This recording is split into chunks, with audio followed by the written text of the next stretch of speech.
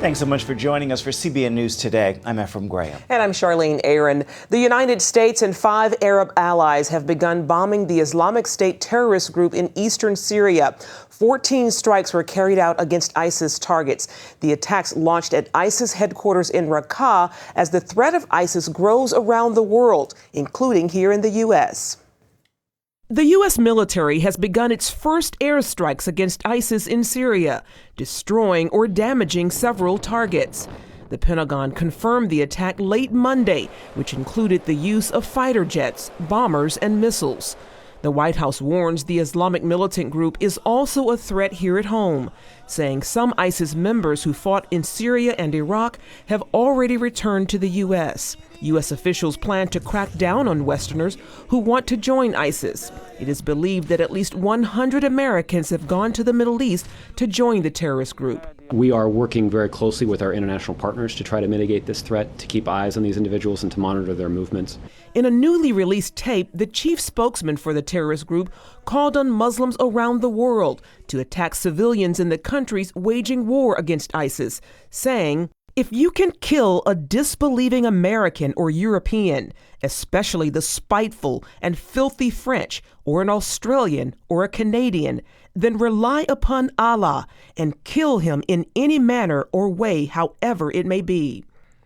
World leaders say it will take an international effort to defeat the terror group. This is a global problem. It requires a global response, and it's going to take a generation, not one president or one prime minister, to defeat it.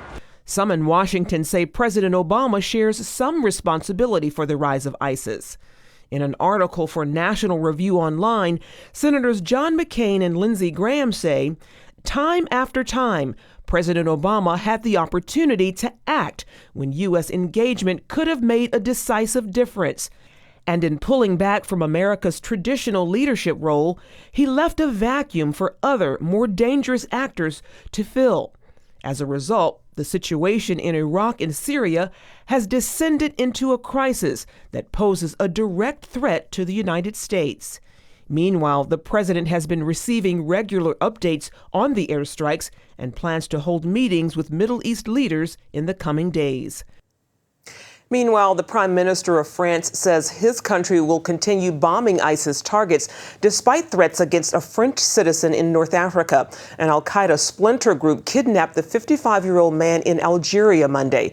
It released a video threatening to kill him unless France stops its air attacks against ISIS within 24 hours. Israel is keeping a close eye as the world begins to confront ISIS in Syria. The advance of terrorists near Israel's northern border, has been a big cause for concern for several years. And just today, Israel shot down a Syrian fighter jet that crossed into Israeli airspace. CBN News Middle East Bureau Chief Chris Mitchell has the latest now from Jerusalem. Here in Israel, the Israeli Air Force struck down a Syrian fighter flying over the Golan Heights. An IDF spokesman told CBN News it was likely fighting rebel forces, but given the situation, it couldn't take any chances. Here in Israel, I think there's three main reactions to the U.S. bombing campaign in Syria. First of all, it's a positive reaction, but they know that the Islamic State cannot be defeated without boots on the ground. Who those boots will be, whether it's U.S. boots, Iraqi boots, Kurdish boots, remains to be seen. Second, the coalition of 5 Arab nations is another positive development, but largely symbolic. And ironically, it puts the United States in the position of actually supporting and fighting on behalf of the Bashar Assad regime as they fight the Islamic State. And finally, here in Israel, they don't want people to lose sight of what they believe is the number one threat facing the region and the world, which is Iran's nuclear program. Chris Mitchell, CBN News, Jerusalem. Many in Washington say the U.S. should work with countries like Iran and Syria against ISIS. But others point out that history has shown bad choices in the Middle East often lead to disaster. In this next report, Gary Lane brings us the story of a deadly terrorist attack against the U.S. Embassy in Lebanon 30 years ago and the lessons it's still teaching America today. During the 1980s, Lebanese terrorists backed by Iran targeted the United States. It was about 30 years ago. I was here on assignment in Beirut, and we received word that the U.S. Embassy had been attacked in East Beirut by a suicide car bomber. The truck exploded less than 30 yards from the embassy building entrance. We rushed up to the location. When we got there, I'll never forget it. There was a bomb blast crater that was huge. Nearby, there were a couple of cars that were a wreck. They were still smoldering. Of course, the embassy had been damaged severely. Thursday's attack on the U.S. Embassy in East Beirut may not be the last. The irony of this latest terrorist attack is that just 2 months ago, this embassy building was open here because it was believed to be safe. The United States, of course, learned its lessons. It put Hezbollah and its allies on the terror list. Unfortunately, what is happening now is that there are a lot of pressures in town to reconsider, first of all, the backer of Hezbollah, that's Iran, and the other backer, that's the Assad regime, to reconsider them as potential partners, against ISIS. But that would be a very serious mistake if it's done. Middle East analyst Walid Faris says that's because Hezbollah would take over Lebanon. Instead, he says the UN should pressure the group to abide by a resolution requiring it to disarm. And 30 years after the East Beirut bombing, Lebanon is dealing with yet another crisis. 1.5 million Syrians now live here as refugees. That's led to overwhelming humanitarian and economic pressures. But that's not all. Unfortunately, within those refugee population, you have armed elements that are close to the Syrian regime and armed elements that are close to the jihadists of Syria. And we've seen many incidents over the past weeks and months whereby from within the refugee camps, the Syrian refugee camps, you see terrorists coming out. The Lebanese army battled Islamic State fighters recently in the border town of Irsal. Faris expects ISIS to target northern Lebanon, including the city of Tripoli. He believes Hezbollah will gain more control over the country as it mobilizes the Lebanese, including some Christians, to oppose ISIS. Lebanese Christians are now arming themselves to avoid the same fate as believers in Syria and Iraq. But with complicated loyalties in the Middle East, who should they trust? Faris simply urges Christian factions to unite. It's not a good idea for fighting ISIS to be the friend of Hezbollah and for fighting Hezbollah to be the friends of ISIS. Lebanese Christians should be united with other Lebanese against all jihadists of all kinds. I know we looked at 30 years ago. What about 30 years from now? What will Lebanon look like? It's going to depend a lot on what Washington will be doing in the next 5 to 6 years. If Washington continues with the same policy, I would see that the Christians in Lebanon will become a very small minority and controlled by either Hezbollah or ISIS, depending who's going to win. Their future may depend on lessons learned from Lebanon's past. Washington choices affect Middle East power, and the results can have a lasting impact on America. Gary Lane, CBN News, Beirut. Israeli special forces stormed a West Bank hideout today, killing 2 Hamas terrorists. The men were suspected in the abduction and murder of 3 Israeli teenagers back in June. The leader of Hamas had praised those responsible. And last month, Hamas officials admitted they were behind the kidnapping and killings. As we accessed their hiding point, they penetrated the structure they were hiding in. They opened fire on the forces. Our forces responded, killing 1 on the spot, and apparently we believe the second perpetrator was also killed. The death of the terrorist ended one of the largest manhunts ever conducted by the Israeli security forces. Here in the U.S., former IRS official Lois Lerner has broken her silence amid accusations and evidence that the IRS improperly targeted conservative groups. Lerner tells Politico she didn't do anything wrong, saying, quote, "I'm proud of my career and the job I did for this country." The American Center for Law and Justice says Lerner's refusal to accept responsibility shows arrogance and an attempt to rewrite history. They say instead of talking with reporters, Lerner should be talking with congressional investigators. A new poll shows more Americans believe religion is less influential in society, and that's a bad thing. According to the Pew Research Center, 72% of Americans believe religion is losing its influence in America. That's up 5% from 4 years ago. Most who answered that way say less religion is a bad thing. That might be why more Americans also said they want churches and other houses of worship to be more active in politics. 43% say faith groups should speak out more about their social and political views. That's a 6% increase since 2010.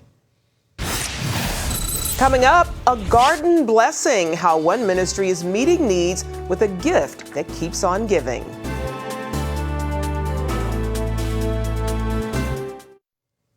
The number of Ebola cases could hit 21,000 in 6 weeks if efforts to combat the deadly disease are not ramped up. The World Health Organization released that warning Monday. So far, Ebola has sickened more than 5,800 people in West Africa, causing more than 2,800 deaths. Liberia has been hit the hardest by the outbreak. Governments around the world are sending more aid to Africa to combat the disease, from building more medical centers in the affected nations to sending troops and millions of dollars worth of medical supplies. Operation Blessing International is helping people in Guatemala grow tasty organic vegetables, food for their families, and to sell in the market. The farming techniques OBI teaches can revolutionize a low-income agricultural community. Mark Martin has that story. Isabel and her children maintain a healthy vegetable garden at their home in Antigua, Guatemala. Operation Blessing International leaders worked with an agricultural expert to teach Isabel and others organic and space-saving farming techniques. Now they can feed their families and have produce to take to the markets. Fancy restaurants are interested in the organic vegetables, resulting in a premium profit. Isabel is overcome with emotion when she thinks about how her life has changed for the better. God uses people to help others, and you never imagine who's going to come to your house and say, "Here are some plants, help yourself." And the truth is, God is so big, because I see this and I say, "Thank you, Lord, because you have sent them to my home."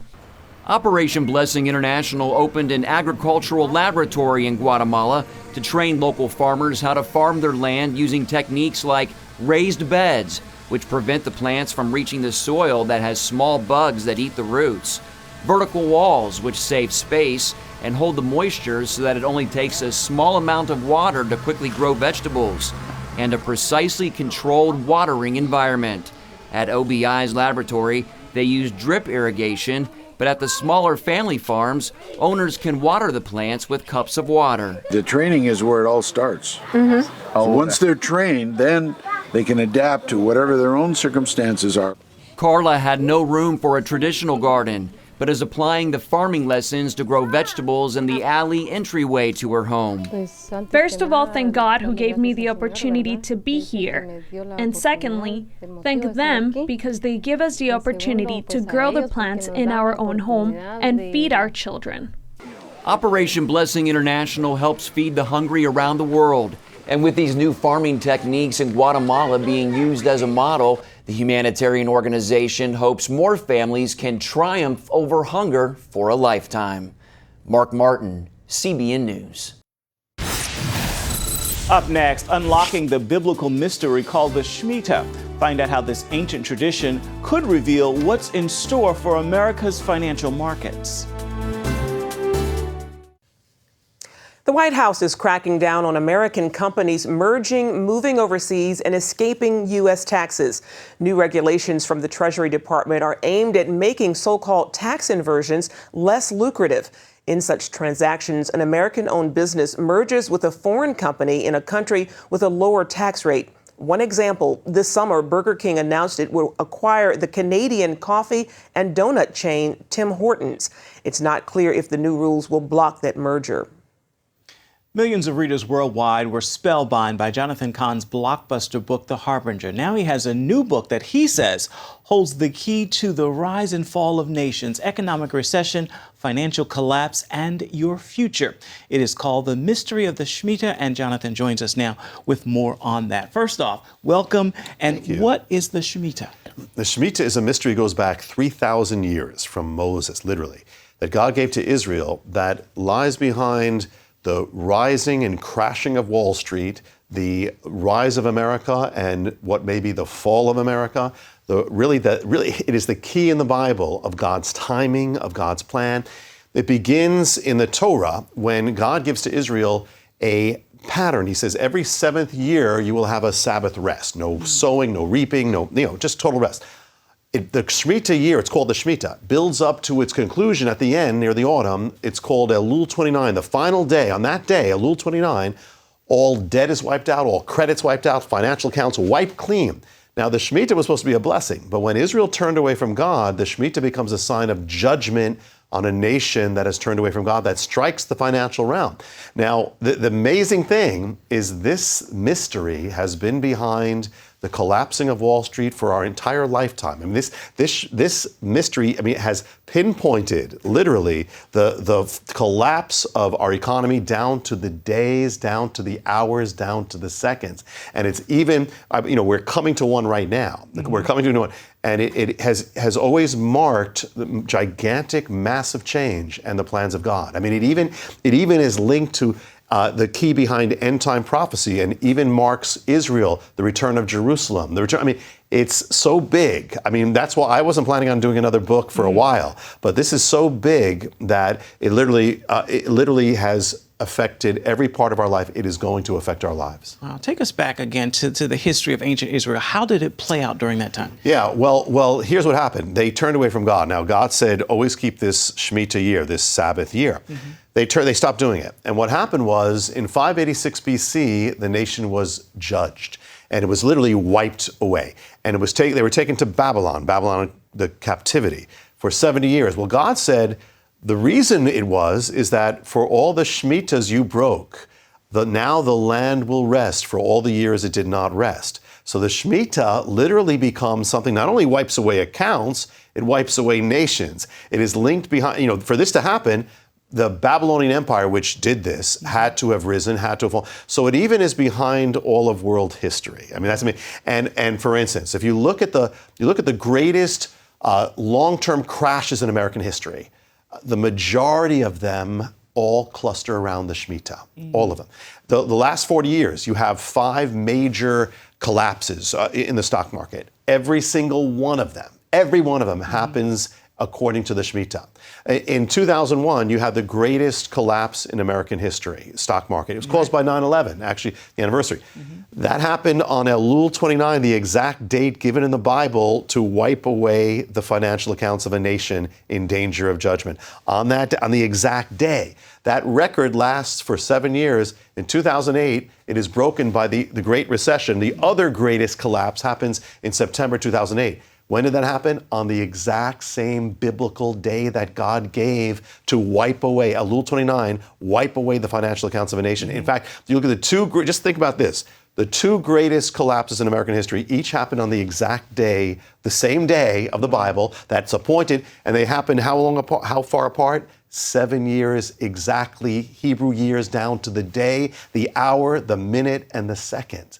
So this is what happened. It's so precise. Mm-hmm. And we are heading to another one. And it has even affected the rise of America. If you look at the key Shemitahs in the century, one of them is 1917. That's the year America begins its rise in World War I, shifts world history. Mm-hmm. You go in the future, you get to 1945, another Shemitah, America becomes the superpower it becomes. But then when you get to another one, 1973, you have the beginning of a fall of America. You have America legalizes abortion. The financial world collapses. We lose our first war, Vietnam, on the same day that we won World War II on the other Shemitah. Mm-hmm. And then when you get to you go in exactly 4 Shemitahs, you get to 2001, and when you get to September, that's the peak of the Shemitah. That last week, mm-hmm. that's when 9/11 happens. Right. The word Shemitah means also collapse. And literally you have not only the collapse of the market, you have the collapse of towers, the symbol of American strength. The warning is, if America doesn't turn back to God, its blessings, which come from God, will be removed from the land. And here we stand at 2014. Yes. How does the command apply today? Many people are looking at those dates that you've already outlined, but right now, where do we stand? Well, Israel's the nation that was under the command, mm-hmm. But then the Shemitah becomes a prophetic sign which can apply to anyone and anywhere. Mm. And the thing is that the Shemitah is beginning this month, very shortly. Now again, I'm not setting dates, even though in the book I give dates, mm-hmm. But God doesn't have to do it according to our schedule. But I believe we need to be aware and we need to be prepared. Usually the pattern is this, that it happens at the end of the Shemitah year is when you have the climax. That's what last 2 is on the exact day. So that is September 2015. Right. Now the other thing is that I believe that regardless of when it happens, I believe a great shaking is coming to America. I believe it will affect the economy. It will affect the financial realm. I believe it will even be greater than those realms, just like 9/11 was. 9/11 actually caused that great collapse. So I believe we need to be ready. I believe a shaking is coming because without a shaking, America's not coming back to God. I believe this has to be. It doesn't have to happen this time, but I would be aware of it. That's one of the reasons why I normally don't give dates, but I did. But we need to be ready. Wow. So looking towards 2015, what should we be doing to get ready? I believe, and I'm not a financial analyst, but most important thing, I mean, people say, I want to be safe, I want safety. Well, the word in Hebrew for safety is Yeshua, and Yeshua is Jesus. The most important thing for safety is that you get your life right with God. Most important thing. In times of judgment, your life right. Anything's not in God, get it out. Anything that needs to be, get it in. Secondly, as far as financially, I would play it safe. I'm just talking personally. I would go for safety, with that. But most importantly is get things right with God, truly. God is in charge of everything. And the patterns that he gives are true even to this day. And they are affecting every one of our lives from the day we were born until now. And they will, I have no question, they will affect us in the times to come. I've had financial analysts who come and said, this is exactly what's there. And so we need to be ready. We need to be ready because everything that can be shaken will be shaken. Indeed. Jonathan Cahn, thank you so much. Really appreciate your time. My blessing. Excellent insight. My blessing, Ephraim. God Thank bless you. Thanks. Thank you. Finally today, some encouraging health news. Indeed. A new study says it is possible to train your brain so that it not only likes but craves healthy food. The research was published in the journal Nutrition and Diabetes. The basic idea is that over time, people develop the habit or even addiction to eating unhealthy foods and junk foods. The researchers tested a group of overweight and obese men and women, and after 6 months of eating healthy, lower-calorie foods, their brains began to respond positively to those healthy foods. So the researchers say weight loss programs can change what foods are tempting to people. That sounds like a good thing. That's really good news. Well, that's it for now on CBN News Today. You can find more of our exclusive coverage of the issues you care most about at cbnnews.com. Take the time to tell us what you think about the stories you've seen here today. You can do it on Facebook or at CBN News on Twitter. Certainly hope you'll join us again right here next time. Make it a terrific Tuesday, everybody.